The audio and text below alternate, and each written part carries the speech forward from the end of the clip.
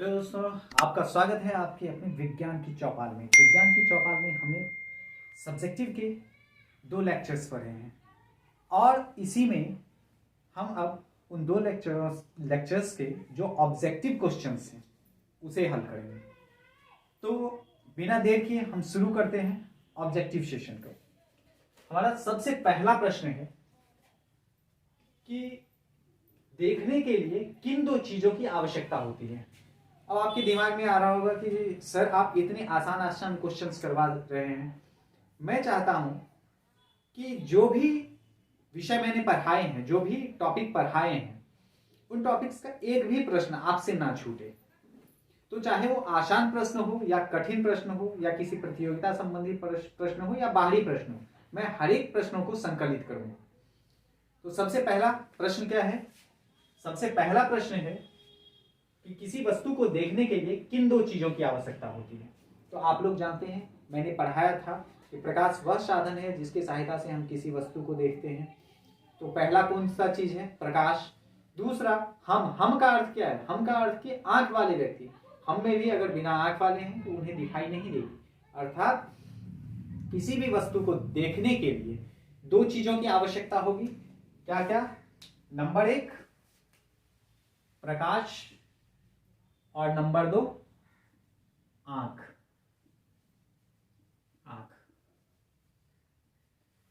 अब अधिकांशतः आपसे जो है प्रश्न किया जाता है कि प्रकाश क्या है। तो एक तो जवाब देते हैं कि प्रकाश वह कारक या साधन है जिसके सहायता से हम किसी वस्तु को देखते हैं। लेकिन अगर इसी से संबंधित प्रश्न आपको थोड़ा उल्टा पूछ दिया जाता है कि प्रकाश का संचरण किस तरंग के रूप में होता है, तो प्रकाश का संचरण किस तरंग के रूप में होता है? तो प्रकाश का संचरण जो होता है वो विद्युत चुंबकीय तरंग के रूप में होता है। अब विद्युत चुंबकीय तरंग के बारे में डिस्क्रिप्टिव वीडियो में मैंने काफी अच्छे से जानकारी दी है, फिर भी मैं शॉर्ट में यहां बता देना चाहूंगा कि विद्युत चुंबकीय तरंग जो होता है वह विद्युत और चुंबकत्व का संयोग होता है। विद्युत और चुंबकत्व का संयोग होता है। अब कैसे होता है? तो आप लोग जानते हैं कि विद्युत धारा उत्पन्न होने पे क्या होता है? चुंबकीय क्षेत्र पैदा होता है और चुंबकीय क्षेत्र में भी अंतर रहने पे क्या होता है? विद्युत धारा पैदा होता है।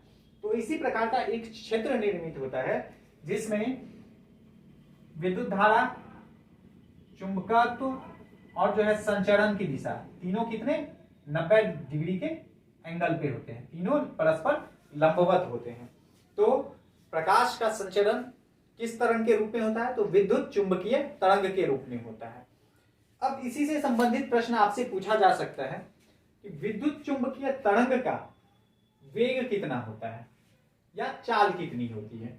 तो जितना प्रकाश का चाल होता है उतना ही विद्युत चुंबकीय तरंग का भी होता है। प्रकाश का चाल निर्वात में जितना होता है। अब जितना होता है का अर्थ अगर कहीं भी आपसे पूछा जाए प्रकाश का चाल कितना होता है या वेग कितना होता है, तो आपसे वो निर्वात के बारे में पूछा जा रहा है, निर्वात में कितना होता है। अगर किसी माध्यम में पूछा जाएगा तो उसमें माध्यम स्पष्ट किया रहेगा। तो प्रकाश का चाल कितना होता है निर्वात में? तो निर्वात में 3 लाख किलोमीटर प्रति सेकंड। तो विद्युत चुंबकीय तरंग जो होता है उसका भी वेग कितना होता है? 3 लाख किलोमीटर प्रति सेकंड होता है। अब अगला प्रश्न है, प्रकाश के तरंग सिद्धांत के जन्मदाता कौन थे? तो प्रकाश के तरंग सिद्धांत के जन्मदाता कौन थे? हाइजेनबर्ग थे। कौन थे? हाइजेनबर्ग थे प्रकाश के तरंग सिद्धांत के जन्मदाता। अच्छा, अब अगले प्रश्न की ओर हम आते हैं। हमारा अगला प्रश्न है कि प्रकाश छोटे छोटे ऊर्जा के बंडलों के रूप में चलती है या पैकेट्स के रूप में चलती है। इंग्लिश में बोले तो पैकेट्स के रूप में चलती है। तो इन छोटे छोटे बंडलों को क्या कहा जाता है? क्या कहा जाता है इन छोटे छोटे बंडलों को? तो प्रकाश ऊर्जा के इन छोटे छोटे बंडलों को कहा जाता है फोटोन। क्या कहा जाता है? फोटोन कहा जाता है। अब देखिए एक चीज और समझ लीजिए कि जब हम इसकी गणना फोटोन के रूप में करते हैं तो पहले क्या जो है मान्यता थी कि प्रकाश जो है कभी तरंग की तरह व्यवहार करती है, विद्युत चुंबकीय तरंग की तरह, कभी कण की तरह व्यवहार करती है। लेकिन जब आइंस्टीन द्वारा यह फोटोन संबंधी विचार दिया गया कि प्रकाश भी क्वांटीकृत हो सकती है। यह फोटोन संबंधी विचार आने के बाद क्या हुआ, यह अवधारणा जो है कण संबंधी अवधारणा समाप्त हो गई। अब क्या हो गया कि प्रकाश ऊर्जा के बंडलों के रूप में चलती है जिसे फोटोन कहते हैं। क्या कहते हैं? फोटोन कहते हैं। अब हम आते हैं अगले प्रश्न पे। हमारा अगला प्रश्न है कि प्रकाश का सरल रेखीय गमन किस आदर्श स्थिति में संभव है? तो प्रकाश का सरल रेखीय गमन उसी स्थिति में संभव है जब माध्यम का घनत्व एक समान हो। अब ध्यान दीजिएगा, अब कंफ्यूज मत होइएगा, माध्यम एक जैसा रहने से नहीं होगा। माध्यम मतलब हवा है, लेकिन अगर दोनों का घनत्व समान नहीं है तो क्या होगा, प्रकाश सरल रेखा में नहीं चलेगा, उसके मार्ग में परिवर्तन होगा, जिसके अनेक उदाहरण जो है आपको देखने के लिए मिल जाएंगे। तारे का टिमटिमाना इसका जो है प्रमुख उदाहरण है। तो इसलिए कभी भी समान माध्यम रहने पर भी अगर उसका घनत्व एक समान नहीं होगा तो क्या होगा, प्रकाश सरल रेखा में नहीं चलेगी। तो इसका उत्तर क्या होगा? इसका उत्तर होगा माध्यम का घनत्व एक समान होना चाहिए, अर्थात माध्यम क्या होना चाहिए, समांग होना चाहिए। अब हम विभिन्न माध्यमों में प्रकाश के वेग का अध्ययन कर लेते हैं। तो सबसे पहला प्रश्न कि निर्वात में प्रकाश का वेग कितना होता है? तो निर्वात में प्रकाश का वेग कितना होता है? या तो आप बोल लीजिए 3 × 10⁸ मीटर पर सेकेंड, या आप बोल लीजिए 3 लाख किलोमीटर प्रति सेकेंड। कितना? 3 लाख किलोमीटर प्रति सेकेंड। दोनों में हर एक सही है। अगला प्रश्न पूछा जा सकता है कि जल में प्रकाश की चाल कितनी होती है? अब जल में प्रकाश की चाल कितनी होती है? तो जल में प्रकाश की चाल होती है 2.25 × 10⁸ मीटर पर सेकेंड। कितना? 2.2 × 10⁸ मीटर प्रति सेकेंड। माफ कीजिएगा, 2.25 × 10⁸ मीटर पर सेकेंड। कितना होता है? 2.25 × 10⁸ मीटर पर सेकेंड। अगर इसको हम शब्दों में समझें तो 2,25,000 किलोमीटर प्रति सेकेंड। अब प्रश्न फिर आपसे पूछा जा सकता है कि कांच में प्रकाश की चाल कितनी होती है? तो कांच में प्रकाश की चाल कितनी होती है? तो कांच में प्रकाश की चाल होती है 2 × 10⁸ मीटर प्रति सेकेंड, यानी 2 लाख किलोमीटर प्रति सेकेंड होती है। ठीक है, तो ये था चाल के संबंध में प्रश्न कि प्रकाश के चाल किस किस माध्यम में कितने कितने होते हैं। अब इसी चाल से संबंधित अगर जो है प्रश्न के आधार पे देखा जाए तो हम दूरी तो इजीली निकाल सकते हैं, आसानी से निकाल सकते हैं। तो इसी आधार पे अगर प्रश्न आपसे पूछ दिया जाए कि सूर्य के प्रकाश को पृथ्वी तक आने में कितना समय लगता है, क्या प्रश्न है? सूर्य के प्रकाश को पृथ्वी तक आने में कितना समय लगता है, तो कितना लगेगा? अब हम पृथ्वी से अगर सूर्य की दूरी देखें तो 14,92,00,000 किलोमीटर लगभग। तो उतनी दूरी तय करने में कितना लगता है? या तो 499 सेकेंड आप बोल लीजिए, 499 सेकेंड, या आप इसे ऐसे भी बोल सकते हैं 8 मिनट 19 सेकेंड। कितना? 8 मिनट 19 सेकेंड का समय लगता है। अब अगर जो है यही प्रश्न चंद्रमा के लिए पूछा जाए कि चंद्रमा से परावर्तित प्रकाश को पृथ्वी तक आने में कितना समय लगता है, तो हम जानते हैं चंद्रमा से पृथ्वी के बीच की दूरी कितनी है? चंद्रमा से पृथ्वी के बीच की दूरी है 3,77,000 किलोमीटर लगभग। इतनी दूरी है। अब इतनी दूरी तय करने में कितना लगेगा? हम तो जानते हैं कि 3 लाख 1 सेकेंड लगभग मान लेते हैं, क्योंकि निर्वात और वायु में, हालांकि जब चंद्रमा की प्रकाश पृथ्वी तक पहुंचती है तो कुछ अधिकांश हिस्सा निर्वात और कुछ हिस्सा जो है आपका वायुमंडल से होके भी गुजरता है। लेकिन वायुमंडल, क्योंकि जैसे ही वायुमंडल से गुजरेगा तो प्रकाश के वेग में कुछ ना कुछ तो कमी आएगी, लेकिन वह नगण्य होता है, काफी कम होता है। तो इसीलिए 1 सेकेंड इसका हम मान सकते हैं, और इधर जो निकलता है वो 0.28 लगभग निकलता है। तो इसको हम क्या करते हैं 1.28 सेकेंड, इतना जो है हम लिख सकते हैं।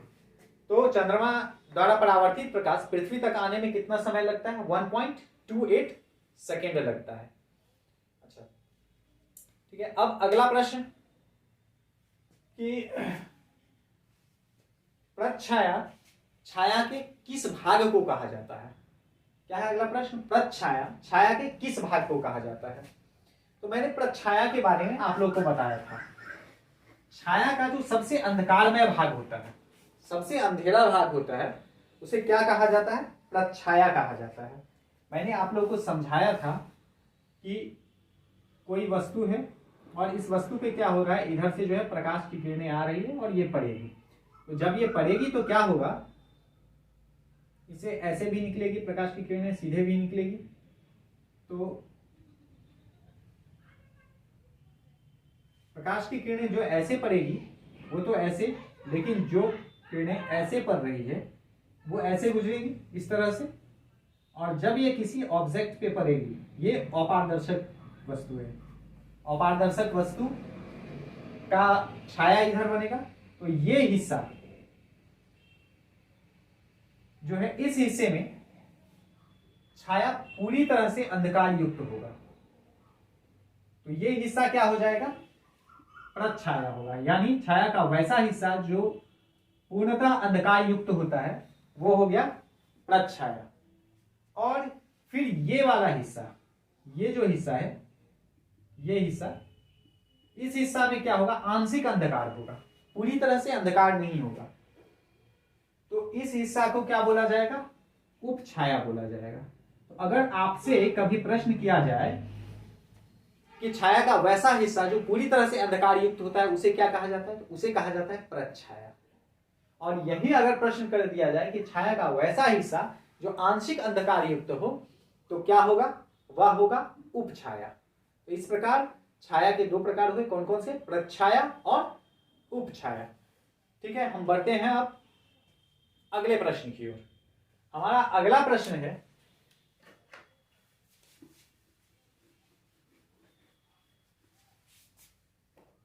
हमारा अगला प्रश्न है सूर्य ग्रहण कब लगता है? तो सूर्य ग्रहण कब लगता है? सूर्य ग्रहण के बारे में जानते हैं हम कि ये सूर्य हो गया, ये पृथ्वी हो गई और ये चंद्रमा हो गया। अब इस स्थिति में देखिए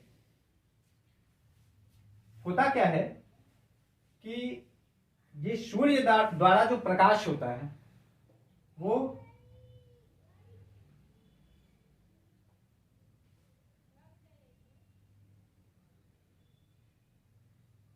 ऐसे आएगा।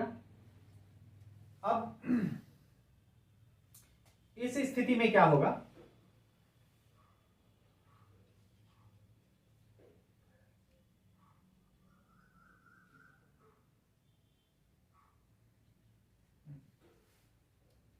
देखिए इस स्थिति में क्या होगा कि ये हो गया सूर्य, ये हो गया चंद्रमा और ये हो गया पृथ्वी। अब आकार पे मत जाइए, मैं समझाने के लिए सिर्फ ऐसा बताया हूं। हालांकि जो है चंद्रमा का आकार क्या है? छोटा है पृथ्वी के आकार से। तो इस स्थिति में क्या होगा कि सूर्य से जो प्रकाश की किरणें निकलेगी वह किस पे? चंद्रमा पे जो है पड़ेगी। अब इसका ये वाला हिस्सा तो अंधकार युक्त होगा। अब इसकी छाया क्या होगी? इसकी छाया जो है डायरेक्ट पृथ्वी पे पड़ेगी। कहां पे पड़ेगी? पृथ्वी पे पड़ेगी। और इस स्थिति में क्या होगा? सूर्य का जो कुछ हिस्सा है, सूर्य का कुछ हिस्सा हमारी आंखों से ओझल हो जाएगा, और जो हिस्सा आंखों से ओझल हो जाएगा वहीं पे जो है ग्रहण लगेगा। अर्थात जो है जब सूर्य और पृथ्वी के बीच में चंद्रमा आ जाए तो इस स्थिति में क्या होता है? सूर्य ग्रहण होता है। क्या? जब सूर्य और पृथ्वी के बीच में चंद्रमा आ जाए उस स्थिति में क्या होगा?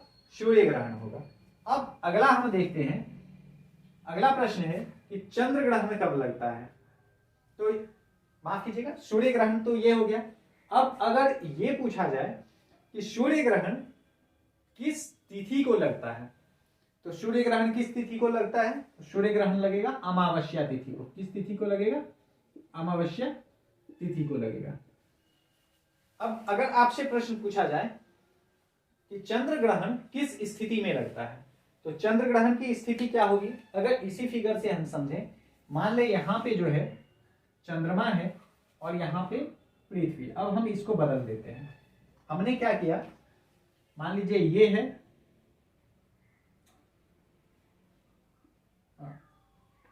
ये है पृथ्वी और ये है चंद्रमा, ठीक है। अब क्या होगा, अब देखिए जब सूर्य की प्रकाश इधर से आएगी तो पृथ्वी की छाया क्या होगी, चंद्रमा पे बनेगी, और पृथ्वी की छाया जब चंद्रमा पे बनेगी तो उसके जिस हिस्से पे छाया पड़ेगी वो तो अंधकार युक्त हो जाएगा, और वो अंधकार युक्त हो जाएगा तो वो हिस्सा दिखाई नहीं देगा। तो क्या हो गया, वो चंद्र ग्रहण हो गया। चंद्र ग्रहण हो गया। तो ऐसी, अब अगर आपसे पूछा जाए चंद्र ग्रहण के विषय में कि चंद्र ग्रहण किस तिथि को लगती है, तो चंद्र ग्रहण जो है वह पूर्णिमा को लगती है। पूर्णिमा को लगती है। कब लगती है, पूर्णिमा को लगती है। अच्छा ठीक है, अब अगले प्रश्न की ओर पढ़ते हैं। हमसे यह प्रश्न पूछा जा सकता है कि चंद्र ग्रहण और सूर्य ग्रहण प्रत्येक माह क्यों नहीं लगती है, हर एक महीने क्यों नहीं लगती है।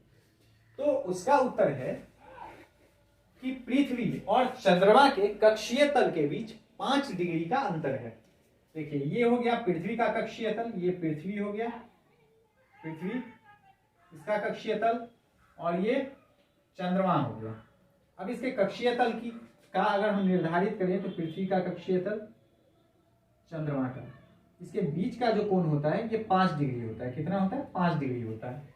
तो 5 डिग्री होने के कारण क्या होता है, हर एक महीना चंद्र ग्रहण या सूर्य ग्रहण नहीं लग पाता है। अब मैं जानता हूं कि ये कॉन्सेप्ट आपको ठीक से समझ में नहीं आया होगा, इसके लिए इसे डिटेल से बताने की जरूरत है। तो इसके लिए हम ज्योग्राफी के चौपाल सेशन का इस्तेमाल करेंगे, क्योंकि विज्ञान में इसे उतने डिटेल से बताना संभव नहीं है। तो हमने पिछले 2 वीडियो जो पढ़े हैं उससे संबंधित जितने भी ऑब्जेक्टिव क्वेश्चन बन सकते थे हमने देखे। अब मिलते हैं हम विज्ञान की अगली कक्षा में।